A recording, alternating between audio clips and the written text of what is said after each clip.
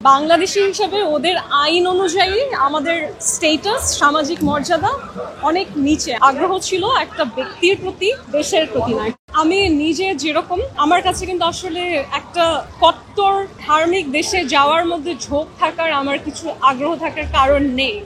একটা আগ্রহ আছে জীবনে, প্রতিটা মানুষেরই থাকে, যে হয়তো কখনো হজ বা উমরা করতে যেতে পারি। ইনফ্যাক্ট উনি নিজেই আমাকে আমন্ত্রণ জানিয়েছিলেন যে আমার পুরো পরিবারকে উনি উমরা করতে নিয়ে যেতে চান। সো এই বিষয়গুলো থাকতে পারে, কিন্তু ওই দেশের নিয়ম অনুযায়ী সেখানকার সিটিজেনশিপ পাওয়ারও কোনো সুযোগ নেই বাংলাদেশিদের।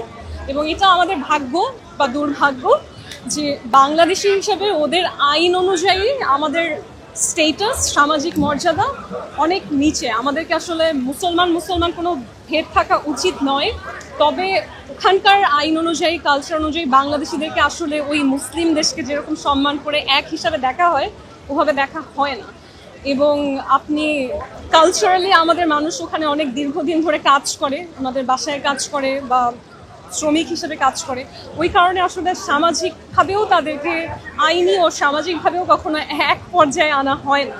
তাই ওই দেশে যাওয়ার বা থাকার আলাদা কোনো আগ্রহ আমার মধ্যে একেবারেই নেই। আগ্রহ ছিল একটা ব্যক্তির প্রতি, দেশের প্রতি না, একটা ব্যক্তির প্রতি। এবং সেই আগ্রহ সে অর্জন করেছে অনেক দীর্ঘ সময়ে চেষ্টা করে। সেখানে একটা সমস্যা, জটিলতা হয়েছে, এবং আমার মনে হয় একটা সময় এই জটিলতাটা ঠিকও হয়ে যাবে।